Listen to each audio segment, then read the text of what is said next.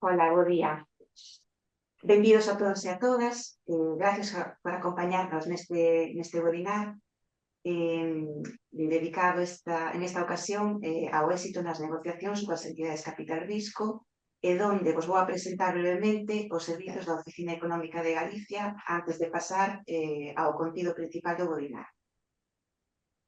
A Oficina Económica de Galicia foi creada co obxectivo de ofrecer ás empresas un punto de contacto único que facilite o investimento e o crecemento na nosa comunidade.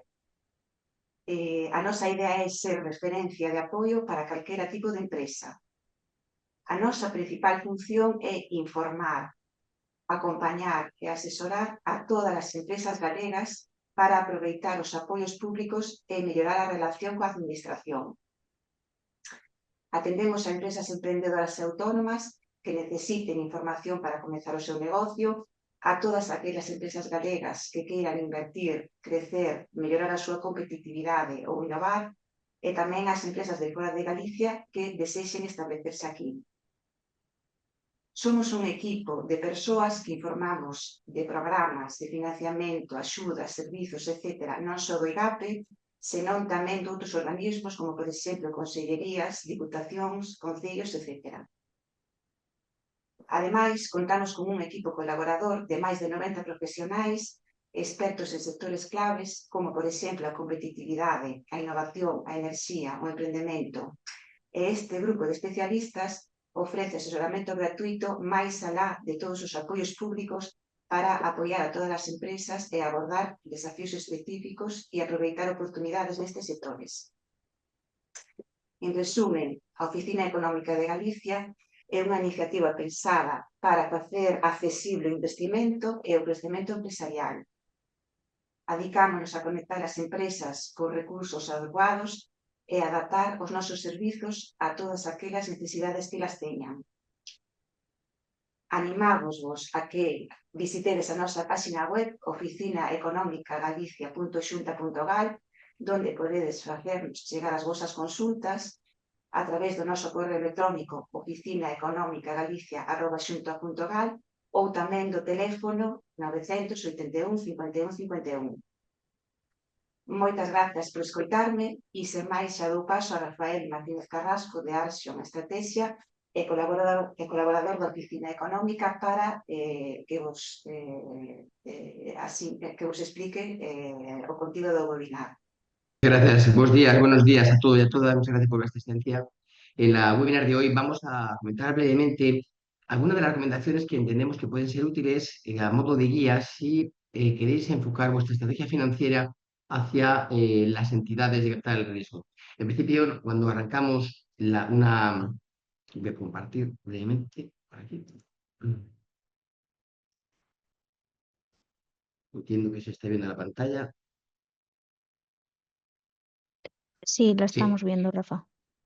Gracias. En principio, cuando afrontamos nuestras necesidades de liquidez y buscamos estructurar nuestro mapa financiero, normalmente nos vamos a necesidades bancarias, pero en ocasiones pues tenemos dificultades o bien porque no tenemos el riesgo suficiente, o bien porque estamos muy apalancados, o porque venimos de una etapa complicada financiera, como puede ser una reestructuración, pues un concurso de acreedores, o situaciones similares, y nos vemos necesariamente buscando financiación, pero no sabemos a qué acogernos. Es ahí donde podemos pensar en una figura que es muy interesante, la que vamos a compartir hoy, que es una entidad de capital riesgo. Vamos a tratar de trasladaros cómo juegan y cómo deberíamos jugar nosotros en este juego de negociación para conseguir unas buenas condiciones y que sea realmente un apoyo que lo son para un escenario de crecimiento o de reestructuración o de cambios en nuestro proyecto empresarial, ¿no? En ese sentido, hoy hablaremos qué son, qué ofrecen, las cosas buenas y malas que se puede trabajar con una entidad de capital riesgo. Dos, un decálogo a modo de recomendaciones o una lista de recordatorios que tenemos que tener en cuenta cuando afrontemos un proceso de negociación con una entidad de capital riesgo. Y por último, también una serie de posibles errores en los que podemos incurrir por nuestra experiencia, aquellos errores en los que habitualmente tropezamos en ese proceso de negociación y que pueden crear una situación complicada en un acuerdo que a lo mejor no he gestionado bien, en las condiciones en las que me veo, pues, o bien garantizando o bien teniendo un peso específico cada vez menor en un proyecto que he diseñado yo. Entonces, para evitar ese tipo de situaciones es bueno tener en cuenta qué tipo de cosas tenemos que evitar y qué tipo de cosas tenemos que analizar y trabajar en este proceso de negociación, ¿no? Sin más, ¿qué son las entidades de capital riesgo? Pues son instituciones financieras especializadas, lo que hacen es apoyan empresas con un potencial de crecimiento, que tengan una referencia importante en su sector, que estén creciendo, que estén consolidándose y centrando el foco en Galicia, que aporten valor en el ámbito empresarial gallego. Objetivo principal, lógicamente, buscar una rentabilidad elevada, salvo que tenga un objetivo de desarrollo empresarial, ¿no? Estoy pensando, por ejemplo, en Galicia, donde el desarrollo empresarial es su leitmotiv. Y luego, modalidades pues, son muy amplias. Voy a centrarme en aquellas modalidades más habituales, que serían la participación directa de capital social, de manera transitoria, o bien una financiación complementaria, o bien préstamos puente o préstamos participativos, que tienen la ventaja, entre otras cosas, que no computan como deuda a largo plazo, sino mejoran los fondos propios y que además no precisan, salvo acuerdos específicos, no precisan avales de la empresa, sino de compañía. Por tanto, el administrador o administradora pues, se protege de acceder a una financiación donde estoy garantizando todo, como puede suceder con otras negociaciones, ¿no? Plazo de permanencia en el proyecto, en la empresa, pues entre 3 y 7 años, dependiendo de lo que se esté negociando. Y hablamos de un ticket de inversión que también es variable según la entidad de capital de riesgo y también sería variable también en función del sector en que estamos trabajando, pero se mueve más o menos entre 50 y los 2 millones de euros, ¿no? eh, sería ese ticket. ¿Y a quién ayuda? Pues sobre todo estamos hablando de tres tipos de entidades o empresas a las que les interesa colaborar, ¿no? Primero, ayudan a las startups, sobre todo, y empresas emergentes, innovadoras, en sectores estratégicos, con potencial crecimiento, con unos buenos rendimientos o potencialmente buenos rendimientos, con un EBITDA atractivo. Algunas buscan un multiplicador X de sectorial, otras tienen una referencia a partir de un 25%. En fin, cada uno tiene unos criterios específicos y en todo caso hablan de empresas que tengan potencial emergente, empresas que estén consolidadas y quieran expansionarse o empresas que están empezando. Es decir, o sea, ese concepto de capital semilla. Están arrancando, tienen un buen proyecto, muy atractivo, muy maduro, pero no necesitan dinero. Entonces, a lo mejor tienen un año de vida y a lo mejor no saben cómo planteárselo o el banco no lo ve con buenos ojos, pues es una buena alternativa también. Y por último, también empresas que en procesos de reestructuración o que han afrontado una reestructuración y que necesiten equilibrar balance, necesiten esa inyección, porque el apalancamiento en este momento con el banco es muy elevado y no pueden ir por ese camino. También es una fórmula interesante de encontrar liquidez de dinero fresco y que permita lanzar o relanzar su actividad. ¿Qué te ofrecen? ¿Qué te aportan? Pues sobre todo liquidez. Liquidez evitando un apalancamiento excesivo, es decir, puede ser que mi pool bancario no dé más de sí y necesite un cambio, pues me aportan liquidez, me aportan una financiación, pero además aportan otras cosas, ¿no? Aportan una visión estratégica porque normalmente saben del sector y me aportan una visión que a lo mejor no tengo yo o complementan la que tengo yo. Por tanto, no solo es dinero, sino también una visión periférica estratégica.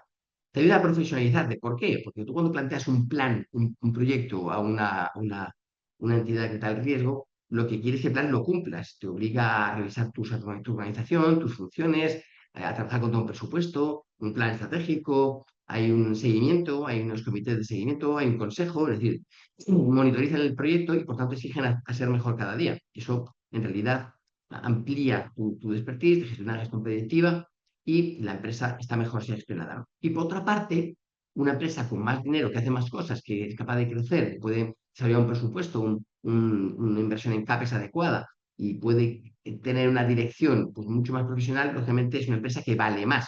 Por tanto, la salida de una entidad de capital riesgo debería dejar no solamente un proyecto ya en marcha consolidado, sino un expertise, una forma de trabajar interesante y además la empresa vale como tal, vale más.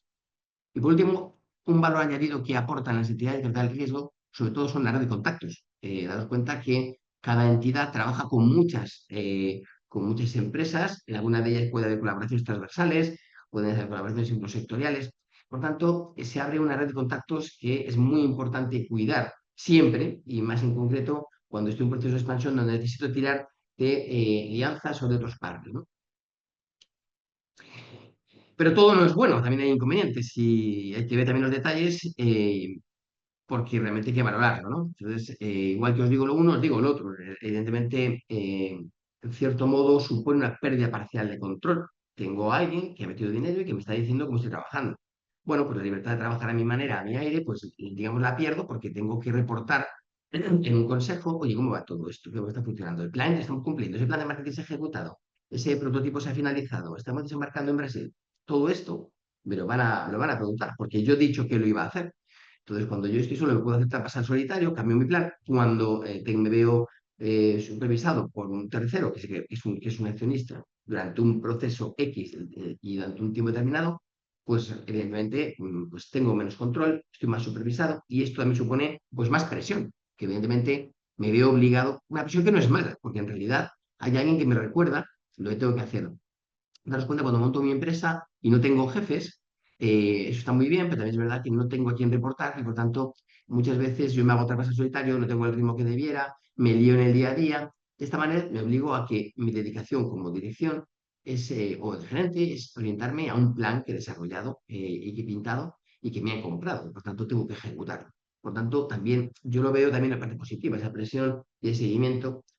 Pero por otra parte, tengo que cumplir esa expectativa de rentabilidad. Si yo he marcado un EBITDA o he marcado pues, un margen de contribución que sea, pues tengo que justificar si estoy llegando o no. Y si he llegado a mi presupuesto, si mi tasa de cobertura es la que yo he dicho. Todo ese tipo de referencias que han servido para captar esa financiación o esa participación en el accionariado. También es importante saber que no son para siempre, es decir, van a salir y cuando salgan tengo que ver cómo afronto esa salida. Me cuesta dinero, cómo vamos a pagar esta salida, debería generarlo la empresa. Por tanto, también tengo en cuenta que es como un préstamo también en realidad, tengo que devolver. Y los acuerdos son un poco complejos, ¿no? Es decir, son complejos en el sentido de que tienes que conocer el clausulado. En esta webinar he hecho un pequeño resumen de algunas cláusulas más significativas, daría para una webinar entera, pero quería comentar alguna de ellas, que si no da tiempo lo trasladaré, porque sí es bueno tener en cuenta qué significa cada cosa y cómo puede afectar en un acuerdo con la entidad de capital riesgo. Tipo de entidades, pues normalmente hablamos de estas cuatro, vemos una Venture Capital Funds, que viene a ser el fondo de capital riesgo, que entran sobre todo en startups tecnológicas, pues lo que hace es Sequoia. Tenemos otras orientadas al private equity, que lo que hacen es sobre todo apostar por empresas maduras, consolidadas, que tienen planteamientos estratégicos con cierta dimensión. Pues hablamos, por ejemplo, de Blackstone. Las Corporate Venture Capital, que serían las TVC, que son las capital riesgo gestionadas por grandes corporaciones, que lo que hacen es alinear, sobre todo los proyectos nacientes que tengan que ver con su actividad, ¿no? Por ejemplo, la de Bull Ventures. Y luego estamos los fondos regionales o nacionales, metiendo el zoom en Galicia en concreto. La referencia principal puede ser SES Galicia, que entiendo que es interesante por lo que hacen y cómo lo hacen, sobre todo porque su leitmotiv no solo, como decía inicialmente, no solamente ganar dinero, sino sobre todo es ayudar al tejido empresarial a desarrollarse y consolidarse en Galicia, con lo cual me parece una primera enormemente atractiva, ¿no? Como te decía, es Galicia tiene cuatro líneas principales. Sodiga y Galicia Compite, más orientada a empresas más consolidadas, más crecimiento, más orientada en la una a industria general, pues Sodiga Compite, más orientada a innovación. Y luego tenemos orientadas a empresas de reciente creación, emprendedoras, capital semilla, que serían Galicia Innovatech, más orientada a innovación, y empresas emprendedoras que probablemente para el sector de empresas de recién creación, emprendedores, sobre todo emprendedores. Hay otras entidades, por mencionarlas, comentar, pues Vivo Activo, que es una sociedad que está orientada en la zona sur de Galicia, promovida por la zona franca de Vigo, orientada industrial, a logística, tecnología y emprendimiento, y hablamos de un ticket medio de 75 hasta 1 millón de euros. Y Unirrisco Galicia, que está muy orientada y vinculada al mundo de la universidad, a las startups que salen de las universidades, biotecnología, energías renovables y sectores relacionados con transferencia tecnológica, con base tecnológica, con un ticket medio de 50 a 500 mil euros, ¿no? Se puede mover. Hay algunas más, como sería Capital Riesgo, también muy centrada en Galicia, con un ticket de 100.000 a 2 millones de euros y que podemos encontrar normalmente en servicios innovadores, temas relacionados con tecnología, industria y sostenibles. Iberred y Galicia, que trabaja a nivel nacional, pero han hecho operaciones, sobre todo en biotecnología, en Galicia, y la Business Angel World Network de Galicia, que sobre todo trabaja en proyectos de emprendedores gallegos, ¿no? Un ticket más bajo, como veis, de 25.000 a 250.000. Y hablamos de fases semilla, fases iniciales, donde se esté arrancando el proyecto orientado a economía social, orientado a biotecnología y incluso a turismo. Muy bien, pues ya sí, tenemos quiénes son, ya sabemos qué hacen y ahora vamos a abordar de lleno lo que sería esta negociación, ¿no? Una negociación que es importante tener en cuenta una serie de puntos, que es lo que trasladamos, para evitar tomar posiciones en una negociación y que salga todo patas arriba o que no llamemos la atención a un posible inversor, ¿no? En primer lugar, la primera recomendación es conocer muy bien tu negocio, conocer muy bien tu proyecto. No tengo todavía riesgo, no tengo garantías, pero tengo un riesgo muy trabajado. Digo, perdón, un negocio muy trabajado. Conozco muy bien mi proyecto. No me vale hablar de una idea. Necesito un proyecto maduro, donde yo conozca las magnitudes más relevantes de mi negocio. Pues tasas de conversión, necesito conocer muy bien esa tasa de retención en mis acciones comerciales, de mis costes, mis márgenes de contribución, hacer escenarios distintos. Es decir, necesito que cuando yo exponga y defienda mi proyecto, lo tenga tan metido en mi negocio que lo pueda exponer, que pueda reajustar, que pueda entender lo que me están preguntando y generar confianza sobre este proyecto. Segundo, derivado de esta idea madura convertida en proyecto, es un plan de negocio, un plan de negocio sólido, bien hecho. Bien hecho porque muchas veces ponemos cuatro cosas, como se debe decir, papel o la este, lo soporta todo, pero luego lo estrujamos, hacemos un test de estrés y esto se cae solo. Entonces, lo importante es que no haya inconsistencias, una inconsistencia hace que me caiga de la terna de posibles candidatos a invertir, y el plan tiene que ser sólido, tiene que estar bien armado y tiene que ser claro. Por tanto, yo lo que recomendaría es hacer un plan de negocio muy completo y luego un resumen ejecutivo, que es el que puedo entregar de inicio en la presentación a mis inversores o posibles inversores. Tener muy claro el mercado, tener muy claro los clientes, mi propuesta de producto, por qué me van a comprar a mí,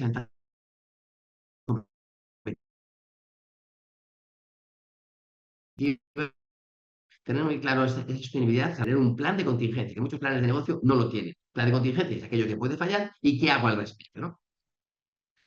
Insistir en la idea 3, mercado y competencia. Ahora mismo no existes. Cuando existas, ¿qué va a hacer tu competencia? ¿Por qué tu competencia esté ahí? ¿Qué dogmas hay en tu sector? ¿Qué cultura hay en tu mercado? ¿Cómo vas a competir? ¿Cómo va a ser tu comunicación? ¿Cómo vas a vender? ¿En qué tiempos vas a hacer una conversión? ¿Cómo vas a financiar esa conversión? Todo esto es lo que al final tenemos que contar a un posible inversor. Tener muy claras tendencias, tenemos que empaparnos muy bien no solo de cuatro ideas, sino tener muy analizada la información relativa y actualizada la información relativa a mi mercado y a mi competencia. Definir mi propuesta de valor, es decir, yo para qué estoy aquí, ¿no? ¿Qué aporto? Entonces, yo lo sintetizaría en tres preguntas que tendría que contestarme. ¿Para qué? ¿Cómo y por qué? ¿Para qué está mi empresa? ¿Cómo voy a hacer mi trabajo? ¿Cómo voy a hacer mi combinación de actividades para que sea algo diferencial? Que me va a hacer distinto y me va a permitir mantenerme en el tiempo, de un modelo no replicable, con tiempo y con dinero, porque entonces tengo un problema. Es una eficiencia y voy a desaparecer en medio o largo plazo cuando alguien con más dinero sepa lo que estoy haciendo. Y por último, ¿por qué soy necesario? De las tres preguntas, la más fuerte, la más potente es ¿para qué? ¿Para qué estoy aquí? Y esa propuesta de valor la tengo que unir en una sola frase larga, pero pulida para que pueda utilizarla como mi landing page cada vez que cuento lo que hago, ¿no? O sea, en este caso, por ejemplo, en una startup de fintech, lo que venía a decir es ofrecemos acceso a microcréditos instantáneos para micropymes con necesidades de liquidez usando inteligencia artificial y dirigido a emprendedores que tienen difícil acceso a financiación en el sector rural. Bueno, pues me estás diciendo el para qué, el cómo y el por qué. Hay que trabajarlo. Esto no es inmediato, a partir de un proyecto hay que conocerlo mucho, hay que corregirlo, modificarlo, pero esa maduración te va a permitir trabajar sobre, sobre tu proyecto, el proceso es muy importante, para llegar a una propuesta muy madura, muy trabajada y que atraiga a los inversores. 5. ¿Para qué necesitas el dinero? Tener claro para qué necesitas el dinero. Yo tengo que explicar cuál es el destino. Para crecer. ¿Para crecer por qué? ¿Qué vas a hacer? Pues mira, para mi plan de marketing digital, tengo que investigar una patente para colocarla en Estados Unidos que cuesta 12.000 euros. Necesito destinar una estructura, un layout que se me ha quedado muy pequeño y no puedo mejorar mi capacidad productiva. Yo tengo una capacidad de producción discontinua y necesito hacer una producción tensa y necesito esta inversión para estas máquinas y esta formación de capacitación del personal. Estructura justifica y que apunte directamente a desarrollo del proyecto. No te van a financiar un agujero. Es decir, si mi cliente no me paga, no me lo van a financiar. Si tengo un problema de calaje porque mi periodo medio de cobro y de pago no tal, tampoco lo va a entrar. Estamos hablando de que es una póliza de crédito, no es un proyecto de inversión. Por tanto, por ahí tampoco podríamos ir. Tenemos que tener claro que la inversión tiene que tener un destino, que es un CAPEX orientado a hacer realidad mi negocio.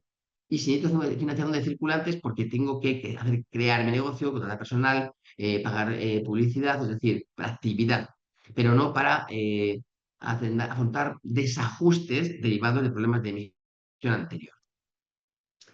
6. Conocer tu valoración. Es muy importante saber el pre-money y el post-money, es decir, cuánto vale tu empresa, cuánto va a valer la participación que voy a ceder y cuánto va a ser el resultante, el fondo propio resultantes, qué participación le queda al que accede y en cuánto tiempo puede recuperar esa inversión. A fin de cuentas, lo que necesitas saber es si yo pongo 100 euros, ¿qué voy a recuperar por esos 100 euros y en cuánto tiempo voy a recuperar esos 100 euros, ¿no? Otro aspecto importante, ser transparentes. Normalmente los que tenemos enfrente son profesionales y si yo les cuento medias verdades porque tengo ese cliente que no me paga y al final tengo que aflorarlo, cuando haga una revisión legal y financiera de mi negocio, van a comprobar que tengo un Cristo montado. Entonces, aparte de quedarme mal y no darme la pasta, pues no van a confiar más ni en mi persona en otro posible proyecto. Entonces, seamos transparentes. Si tengo un problema, tengo que contarlo. Mira, tengo un problema con este cliente, este mercado, que me equivoqué, ya lo solventaré, pero el dinero no es para solventar esto, es para seguir creciendo en mi mercado, ¿no? ¿Y qué es lo que voy a hacer para solventar ese problema? También es importante.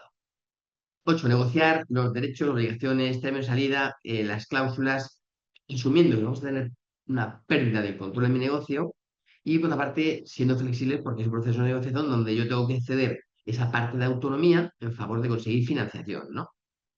Es muy importante tener en cuenta que me van a pedir explicaciones, como decía antes, y tengo que entender que esas son las reglas del juego. Punto 9. Pide ayuda, tanto asesoramiento financiero como legal. Esto es imprescindible, sobre todo cuando yo no me dedico a este proceso de incorporación de nuevos partners en mi accionariado. Es muy importante saber las repercusiones que tienen los acuerdos que están planteando, no solo la parte legal, sino la parte financiera, el recorrido que pueda suponer, las salidas, cómo lo puedo permitir, y tenemos que ese proceso tenerlo muy claro. Por eso yo siempre recomiendo que os apoyéis y os asesoréis para tomar este tipo de decisiones. Y por último, familiarizarte con las métricas con las que trabajan y valoran los proyectos, los inversores, los responsables de las entidades de capital riesgo. Eh, Claves como ARR, como ingresos recurrentes anuales, es decir, cuántos ingresos tienes en cartera, cuántos contratos de mantenimiento tienes, y se van a producir todos los años. Por ejemplo, el PIB de inversión, el tiempo que está para recuperar la inversión. Es decir, ese tipo de indicadores sobre magnitudes clave de la bondad de mi proyecto, de mi inversión, tengo que manejarlos yo, defenderlos yo en diferentes escenarios. Yo recomiendo un escenario siempre muy prudente, luego un escenario más optimista y otro muy pesimista, y en todos ellos tenemos que ser viables. De lo contrario, pues me van a generar muchas dudas, mucha inconsistencia en mi propuesta. Pues bien, decía que esas métricas tenemos que manejarlas, tenemos que entenderlas, tenemos que defenderlas en cada uno de los escenarios que estudiemos, ¿no? Os dejo aquí un enlace con algunas de las magnitudes más habituales y luego os añado una más, un bonus track, lo diría. La recomendación 11, cumplir lo que decís. Si yo hago un plan de empresa con un proyecto de expansión, que sea cumplible, que sea creíble. Primero por mí, por mi empresa. Y segundo por los inversores que han confiado en el proyecto y han puesto dinero. Si no es cumplible, ajustémoslo para que sea cumplible. Y si está desviando, hay que tomar medidas y explicar por qué se está desviando. Pero el objetivo es, debería tener, no es que tengo el dinero, luego ya tengo el dinero, ya, ya veremos. No, no, tengo el dinero, pero tengo que cumplir, tengo unos inversores y tengo unos partners financieros que me han acompañado y me van a acompañar durante unos años. Tengo que responder, sobre todo responder ante esa confianza, ¿no? Por último, errores más comunes. Bueno, pues esa falta de claridad. Pues decía antes, los proyectos muy farragosos, muy técnicos pero poco claros, usar términos complejos que no estén bien explicados. Si no se entiende, no se invierte. Segundo, un error de redacción o de diseño. Cuando hago un plan incompleto, cuando hay errores, sobre todo en los cálculos, en los gráficos, en la estructura, en el organigrama. No conocer los números clave también es un error importante. Cuando no tengo claro las proyecciones, la necesidad de financiación, eh, cuando no sé cuánto puede generar mi negocio, la falta de conexión con el problema del cliente. Es decir, yo hago un proyecto que me gusta mucho a mí, pero no estoy teniendo en cuenta cómo lo ve mi cliente. Pues seguramente venderás poco. Entonces, a lo mejor tú no lo ves porque estás enamorado de tu proyecto, pero alguien desde fuera, de manera objetiva, y ahí viene bien el tema del asesoramiento externo, ve que eso tiene sentido, que tienes que reformular tu propuesta de valor porque te vas a quedar fuera. Preparar las preguntas complicadas me van a hacer un tercer grado, entonces tengo que trabajarlo muy bien. Es su trabajo, y el tuyo es defenderte y explicarlo bien. Por tanto, trabajar muy bien las preguntas escabrosas, difíciles sobre tus números, sobre la evolución, sobre los tortazos que habéis pegado antes, sobre cuál es el equipo, cuál es el nivel de compromiso que tenéis, cómo vais a hacerlo, qué expertise tenéis, cuánto sabéis del sector donde estáis o queréis estar, ¿vale? Y ser claros y no extenderos demasiado, ¿vale? Otro punto importante sobre los errores que se producen cuando acepto la financiación, que no tengo claro los términos del acuerdo. Tiro para adelante, tengo la pasta y no me estoy dando cuenta qué supone esto. A lo mejor que he aceptado instrumentos convertibles o preferentes, que es muy importante porque si yo, tengo, por ejemplo, acepto una financiación preferente, si la empresa se cierra, primero cobran ellos. Por tanto, igual cierra mi empresa y me quedo sin nada. O se vende a un precio muy bajo y primero cobran los preferentes. O tener garantías personales en operaciones, por ejemplo. Subestimar, otro aspecto importante, subestimar el impacto de la dilución. Es decir, si me quedo con un capital pequeño y empiezan a hacer movimientos de ampliación de capital, porque ellos tienen pasta, yo no, puedo quedarme fuera de mi propio proyecto, ¿no? Elegir una financiación que no sea compatible con mi flujo de caja. Es decir, si los tiempos de salida de esta aportación no casan con los tiempos de generación de liquidez, porque a lo mejor en la fase de proyecto resulta que tengo que hacer una reinversión y no lo tengo, pues igual pego un tiro en el pie. Entonces, a lo mejor este camino no es el adecuado. O al menos negociar el plazo de salida o las cuotas de salida, ¿no? Y algunas cláusulas, ya para cerrar la charla, pero no me mucho más, algunas cláusulas decía, antes de cerrar la charla, serían estas que te comento, ¿no? Me parece importante la cláusula de evaluación, la cláusula donde se habla de cuánto vale la empresa antes de poner el dinero y después de poner el dinero, definiendo el porcentaje de participación, importante. Otra cláusula importante es la de antidilución, que consiste, pues, en de alguna manera, proteger tu participación y que la presencia de nuevos inversores no haga que tú puedas diluir tus derechos y sobre todo tu participación real, ¿no? Y ojo también a la conversión de acciones preferentes, ese tipo de situaciones también es importante cuidarlas. Los derechos de acompañamiento, el background rights, viene a hablarnos de que si venden los mayoritarios también están obligados a comprar a los minoritarios y a arrastrar y generar liquidez también, aunque tenga una participación pequeña. Las cláusulas de liquidación preferente, que ya os he anticipado, es decir, si se produce una liquidación o venta de la compañía, primero pagan los inversores con los inversores que tienen esa preferencia. Por tanto, si yo no tengo una acción o una participación preferente y mi inversor sí, ellos van a cobrar, después se repartirá por el resto de los accionistas. Igual no percibo nada porque esto que era mío, ¿no? Cláusula de control. Es muy importante determinar en qué tipo de decisiones yo tengo autonomía y cuáles no, cuáles se toman de manera colegiada con los inversores, qué decisiones pasan a un consejo de administración. Es decir, estratificar, fijar niveles de capacidad de respuesta, de toma de decisiones y qué tipo de autonomía tengo en mi propio proyecto, ¿no? Cláusulas de salida, ¿cómo vamos a salir? Si esto planteamos una salida al mar, si planteamos una adquisición entre terceros, si pueden ceder las participaciones, ¿cómo vamos a salir de aquí? Una vez que tengáis el dinero y pasen los años y cumpla el plan, ¿no? Cláusula de penalización. Ojo, si hay incumplimientos del plan, ¿qué puede suponer esto? Si hay un desvío de fondos, si se pueden haber unos sitios de seguimiento de revisión y precisar la devolución de parte de la inversión. Mucho cuidado con lo que se acepta. Y luego también la cláusula de resolución de disputas, ¿no? Es decir, la cláusula de shotguns, en la que de alguna manera hay que tener claro cómo vamos a resolver. Si se puede plantear una cláusula en la que podamos fijar un precio de salida y si no me compras, entonces te compro yo a ese precio. Es decir, ¿cómo resolvemos si no estamos de acuerdo? Pues ese tipo de cláusulas, no quiero enrollarme mucho más porque si no me paso de tiempo, son interesantes a analizar cuando me pongan por delante un borrador de contrato, una vez que los inversores ya estén interesados en mi proyecto y por tanto toca mirar el detalle, porque el diablo está en los detalles. A partir de aquí, creo que es una muy buena opción, creo que es una opción interesante si encaja con mi modelo de negocio y mi perfil como empresario o empresaria, y creo que vale la pena explorar este camino a la hora de buscar nuevas fuentes de financiación distintas de las tradicionales, ¿no? De las bancarias. Por mi parte, nada más. En todo caso, quedo a vuestra disposición para lo que podáis necesitar, consultas, dudas, lo que preciséis.